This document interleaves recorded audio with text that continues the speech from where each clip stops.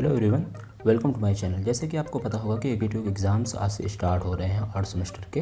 तो आपको बता दूं, इसमें कुछ चीज़ें मैं बताऊंगा क्या क्या इंपॉर्टेंट है, क्या क्या आपको लेके जाना है और वहाँ पे जाने के बाद आपको कॉपी वगैरह कैसे लिखनी है। कुछ जो वैसे तो आप आज से स्टार्ट है कुछ देर के बाद, तो बताऊँगा क्या क्या आपको वहाँ पर लेके जाना है और कैसे कैसे वहाँ पर कैसे पहुँचना है, डिटेल में सारी इन्फॉर्मेशन। तो सबसे पहले आपको वहाँ पे अपने एग्ज़ाम जो शेड्यूल है उससे आपको पहले पहुँच जाना है 9:30 12:30 जो फर्स्ट शिफ्ट का है, और सेकंड शिफ्ट वालों का जो है 2 से 5 बजे तक है। तो आप कोशिश करें वहाँ से आधा घंटा या फिर वैसे तो 1 घंटा, लेकिन मिनिमम आधा घंटा पहले आप वहाँ पहुँच जाएँ ताकि आपको रेस्ट लेने वगैरह फ्रेश हो जाए और आपको पूरा फ्रेश माइंड होकर एग्ज़ाम्स देना है, ठीक है।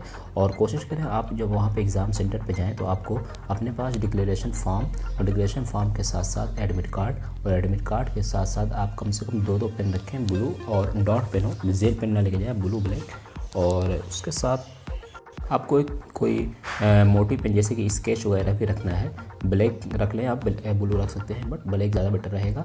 उसके अलावा एक स्केल रख लें ताकि कहीं आपको लाइनिंग वगैरह फिगर वगैरह बनाने के लिए अपना जो है पेंसिल वगैरह भी रख सकते हैं अगर आपको फिगर वगैरह बनाना आता है या फिगर वगैरह पेपर है आपका, क्योंकि फिगर भी बहुत काफ़ी इंपॉर्टेंट होता है, उसमें काफ़ी ज़्यादा उसकी वैल्यू होती है। अगर आप उसमें वहाँ पे ऐड फिगर बना देते तो आपके मार्क्स जो है ऑलरेडी एक्सटेंड होने की काफ़ी ज़्यादा चांसेस बढ़ जाते हैं।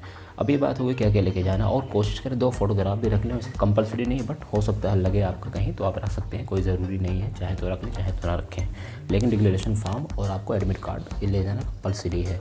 और सैनिटाइज़र बॉटल और पानी की बॉटल भी रख सकते हैं वहाँ भी आपको, क्योंकि वहाँ पे आपको उसकी व्यवस्था, आप दूसरे की बॉटल वगैरह यूज़ नहीं कर सकते, तो आप अपनी बॉटल आपको ले जा सकते हैं। एक 50 ml की सैनिटाइज़र बॉटल और एक पानी वाली ट्रांसपेरेंट बॉटल आप ले जा सकते हैं। उसके अलावा ये सारी चीज़ें हो गई जो कि लेके जाना है। उसके बाद जब आपको वहाँ पे पेपर मिलेगा, पेपर सेंटर पे जब आप पहुँचेंगे और एग्ज़ाम्स रूम में, तो उसके बाद आपको क्या करना है, पहले तो आपको क्वेश्चन पेपर पूरा पढ़ लेना है। पढ़ने के बाद जो सारे क्वेश्चन पेपर में सबसे बेटर आपको क्वेश्चन का आंसर आपको आता हो, जितने भी सारे क्वेश्चन होते हैं, section A B C 3 section होते हैं, तो सेक्शन ए या सेक्शन बी या सेक्शन सी, तीनों में से जो बेटर सेक्शन में से जो भी क्वेश्चन बेस्ट आता है, जो आपको सही सेक्शन लगे, सबसे ज़्यादा इजी आपको लगे और आसान लगे और आपको लगे कि मैं लिख दूंगा पूरा, आपको वही स्टार्ट करनी है। क्योंकि जब आपकी एग्जामिनर कॉपी चेक करता है तो अगर आप स्टार्टिंग में अच्छा लिखे रहते हैं तो आपका आगे वाले मार्क्स भी अच्छा देता है, और ना फिर एग्जामिनर जल्दी कॉपी पढ़ता नहीं है अगर आपकी राइटिंग भी अच्छी नहीं है और आपने अच्छा भी नहीं लिखा है। तो कोशिश यही करनी है आपको, जो आपको सबसे पहले आए, सबसे इजी हो, वही आपको स्टार्ट करना है। और कोशिश ये करें एग्ज़ाम से जब लिखें शुरू करें तो उसमें क्वेश्चन नंबर डालें, पहले सेक्शन डालें ऊपर, फिर क्वेश्चन नंबर डालें और हेडिंग डालें। हेडिंग डालने के बाद फिर स्टार्ट करें, और स्टार्ट करते समय आप 2 पेन का यूज़ करें। जैसे जो मेन पॉइंट हो उसको आप ब्लैक से यूज़ कर सकते हैं और बाकी ब्लू पेन से लिखें, ठीक है।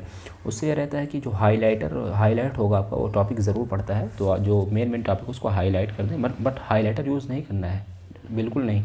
आपको मोटी पेन से लिख देना है, जैसे स्केच से लिख देना है या फिर काली पेन से लिख देना है। और फिर उसके बाद कोशिश करें आप कट पिट ना हो पेपर में, जब आप आंसर लिखें उसमें साफ़ और क्लीन लिखें और राइटिंग ज़रूर बना के लिखें। राइटिंग बनाने का मतलब ये नहीं आप सारे पेज की राइटिंग बना के लिखें।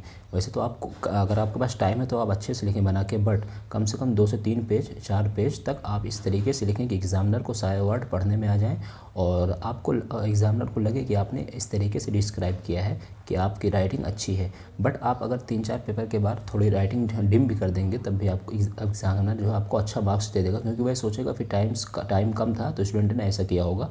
तो आप कोशिश करें। ये हो गई लिखने की बात, ठीक है। और मैंने बताया दिया आपको हेडिंग डाल के लिखनी है। हेडिंग डालने के बाद आपको पूरा पॉइंट वाइज लिखना है, ना कि आपको थ्योरी बेस में लिखना है। जैसे आप एस्से वगैरह लिखते हैं निबंध, ऐसे नहीं लिखना है, आपको पॉइंट पॉइंट करके लिखना है। और अगर 2 मार्क्स क्वेश्चन है तो आप उसको 3-4 लाइन भी लिख सकते हैं, लेकिन मैक्सिमम 1 पेज तक लिखें, 1 पेज से ज़्यादा नहीं लिखना है आपको 2 मार्क्स का क्वेश्चन, क्योंकि उससे ज़्यादा फिर आपको नंबर, उससे ज़्यादा 2 ही नंबर मिलेंगे और टाइम आपका वेस्ट होगा बेयार। तो ठीक है, आप कोशिश करें, आप शार्ट में उसको लिखने की कोशिश करें। उसके बाद जो 5 नंबर वाला क्वेश्चन पेपर है, आप उसको कम से कम 4 से 5 5 नंबर वाले क्वेश्चन को 1 से 2 पेज में लिखें, कम से कम 1 पेज से कम तो ना करें, और 2 पेज भी कर सकते हैं। उसके अलावा 7 या 10 मार्क्स का क्वेश्चन है तो 2 से 3 पेज में लिखें, 2 पेज से कम उसको मत लिखें, वरना फिर आपका नंबर उसमें कम हो सकता है। तो 2 से 3 पेज में आप लिख सकते हैं। कोशिश करें कॉपी भरने की कोशिश करें, क्योंकि साफ साफ लिखेंगे, और भरने का मतलब ये भी नहीं कि आप जो है कुछ भी लिखें, आप वही लिखना है जो आपको क्वेश्चन पेपर से रिलेटेड हो। और दूसरी चीज़, क्वेश्चन है जो आपको नहीं आता है तो आप ऐसा कर सकते हैं कि उसी क्वेश्चन पेपर से रिलेटेड जो वर्ड है आप उसी वर्ड को यूज़ के आप लिख सकते हैं। आप रिपीट भी कर सकते हैं, लेकिन कोशिश करें ज़्यादा रिपीट ना हो ताकि एग्जामिनर को कहीं समझ ना जाए। तो आपको ऐसा वर्ड यूज़ करना है कि आपको उसी क्वेश्चन में जो आया हुआ हो, ठीक है। उसके अलावा अगर आप चाहें फिगर वगैरह अगर आया तो आप उसको बना देंगे। जो फिगर बनाने से ये होता है कि आपके जो मार्क्स है वो स्टैंड हो जाते हैं। और 10 मार्क्स का क्वेश्चन अगर आपने फिगर बना दिया, थोड़ा बहुत थ्योरी लिख दी, तो आपका 7 से 8 मार्क्स कहीं नहीं गया है। 8 मार्क्स तक आपको मिनिमम मिलेगा। 10 मार्क्स भी मिल सकता है, लेकिन कम से कम 7-8 मार्क्स ज़रूर मिलेगा अगर आपने फिगर बना दिया है और फिर आपने उसका थ्योरी वगैरह थोड़ा बहुत डिस्क्राइब कर दिया है, एक्सप्लेन कर दिया है। तो ये हो गई बात पेन की कैसे ब्लू ब्लैक पेन और स्केच लेके जाना है, और आपको ब्लैक से हेडिंग डालनी है और ब्लू से लिखना है, ठीक है, पॉइंट वाइज लिखना है।